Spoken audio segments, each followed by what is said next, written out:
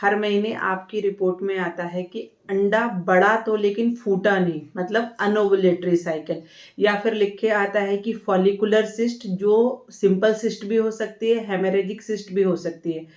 तो आपका मन बहुत तेज रोने का करता है और ऐसे पूछते हैं आप खुद से ही कि ऐसी क्या गलती आप कर रहे हैं कि जो आपका अंडा नहीं फूट रहा है, जबकि आपने डॉक्टर के द्वारा बताए गए इंजेक्शन भी लगवाए थे, फिर भी आपका अंडा नहीं फूटा। और इस महीने फिर से निराशा हाथ लगी और इस महीने कोई भी कोशिश हम नहीं कर पाए प्रेगनेंसी की तरफ बढ़ने के लिए। नमस्कार, मैं डॉक्टर ज्योति आयुर्वेदा चैनल पे आपका स्वागत करती हूँ। इस चैनल पे हम मेल और फीमेल इनफर्टिलिटी की बातें करते हैं। तो इस वीडियो में मैं आपको बताने वाली हूँ कि ऐसे क्या कारण हैं किनकी वजह से आपका अंडा नहीं फूट रहा है, क्योंकि आप जानते हैं कि प्रेगनेंसी के लिए सबसे पहले ओवुलेशन होना ही फर्स्ट स्टेप है। अगर आप माँ बनना चाहती हैं तो अगर फर्स्ट स्टेप पे ही हम नहीं चढ़ पाएंगे तो फर्टिलाइजेशन, इम्प्लांटेशन, ये सारी चीजें सेकेंडरी रह जाएंगी हमारे लिए। तो अंडा ना फूटने की वजह आयुर्वेद किस तरह से बताता है और ऐसे क्या सिम्टम्स आपकी बॉडी दे रही है जिसको आप नजरअंदाज कर रहे हैं, और आपकी साइकिल को ओवुलेशन कैसे होगा इसके उपाय भी बताने वाली हूँ। तो डॉक्टर ज्योति आयुर्वेदा चैनल को सब्सक्राइब करिए, क्योंकि इस चैनल पे हम ऐसी राह दिखाते हैं आपको जो मातृत्व की तरफ लेके जाएगी। तो सबसे पहले चैनल को सब्सक्राइब करना, वीडियो अच्छा लगेगा तो लाइक एंड शेयर करना बिल्कुल भी ना भूलें।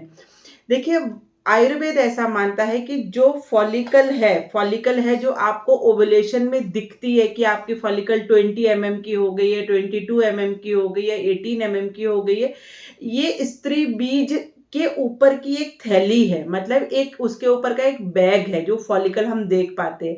जब ये फॉलिकल रप्चर होगी तब इसके अंदर से स्त्री बीज निकलेगा। स्त्री बीज मतलब oocyte। तो वो oocyte ही है जिसको एम्ब्रियो बनता है, जिसको हमारे स्पर्म, मेल पार्टनर का स्पर्म फर्टिलाइज करके बच्चा बनाने की प्रक्रिया को चालू करता है। अगर आपका ओवुलेशन नहीं होगा तो आपका स्त्री बीज उसके अंदर से नहीं निकलेगा, तो भले ही आपकी फॉलिकल का साइज कुछ भी हो।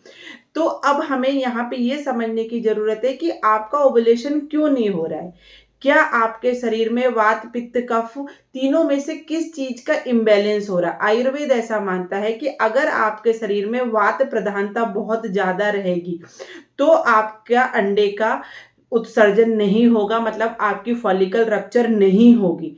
तो आयुर्वेद के हिसाब से आपको शरीर में अगर पित्त का ज्यादा ही प्रभाव रहेगा, मतलब आपको पित्त प्रधानता वाले सिम्टम्स रहेंगे, तो आपकी फॉलिकल समय से पहले ही फॉलिकल जो है वो सिस्ट में कन्वर्ट हो जाएगी, उसमें ब्लड इतना ज्यादा भर जाएगा। और अगर आपके शरीर में कफ प्रधानता है, जिसको हम पीसीओडी भी कह सकते हैं, तो वो आपके शरीर में छोटी छोटी सिस्ट बना देगी। तो इस तरह से आपको समझना पड़ेगा कि वात, पित्त, कफ में से तीनों में से किसका इम्बैलेंस आपको हो रहा है।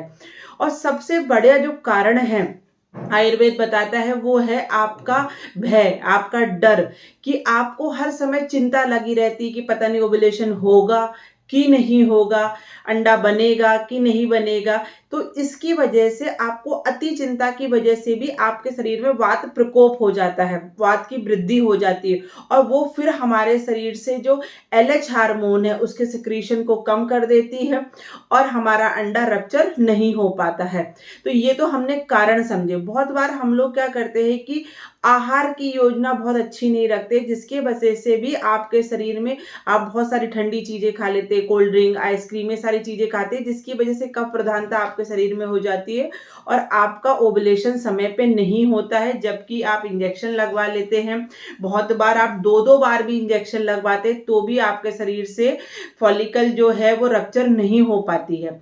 तो अब आयुर्वेद में इसके क्या उपाय बताए गए हैं उसके बारे में आपको बताऊंगी। देखिए, ओवुलेशन का जो प्रोसेस है उसमें आपके शरीर में वात का कंट्रोल होना बहुत जरूरी है, और आयुर्वेद के हिसाब से जो वात है वो पक्वाशयगत रहता है, मतलब लार्ज इंटेस्टाइन उसका स्थान है।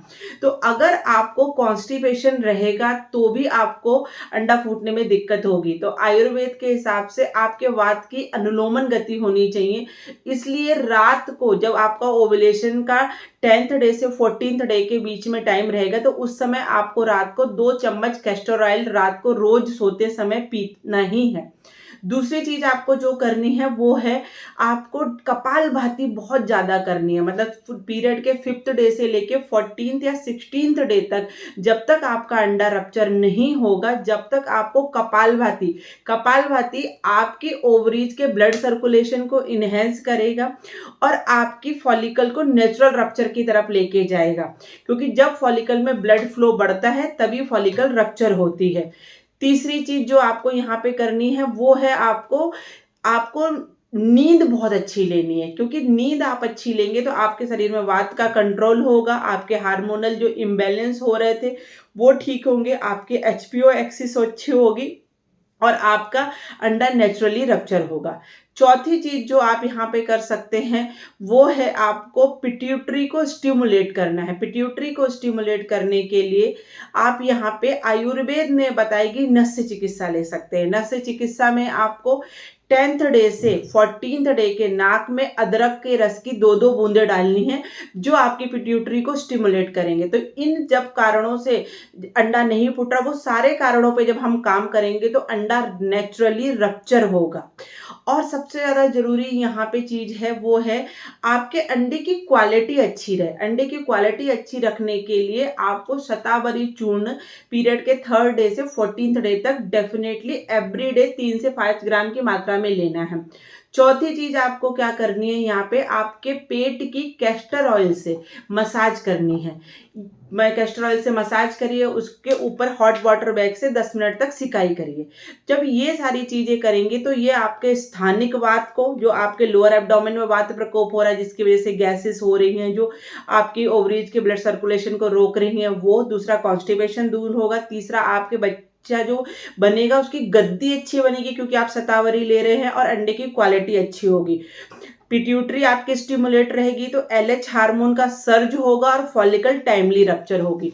तो अगर आपको PCOD है या लो AMH है या एंडोमेट्रियोसिस है जिसकी वजह से आपकी फॉलिकल रप्चर नहीं हो रही है, तो आपको जरूर एक डॉक्टर को दिखाना चाहिए और उसके साथ साथ मेरे द्वारा बताए गए आयुर्वेदिक उपाय आपको जरूर करना चाहिए। तो अब आप किस चीज का इंतजार कर रहे हैं? आपकी रिपोर्ट, जिसमें आपकी रिपोर्ट में लिखा है कि फॉलिकल आपकी रप्चर नहीं हुई है या सिस्ट बन गई है या सिंपल सिस्ट है या हेमरेजिक सिस्ट है, तो वो फॉलिकल की रिपोर्ट आप मेरे साथ शेयर करिए। फिर हम लोग जो है वो आपका पर्सनलाइज्ड डोज परीक्षण करेंगे कि आपके शरीर में वात पित्त का क्या इम्बैलेंस हो रहा है, आपको कौन सी चिकित्सा करने से आपकी फॉलिकल रप्चर होगी।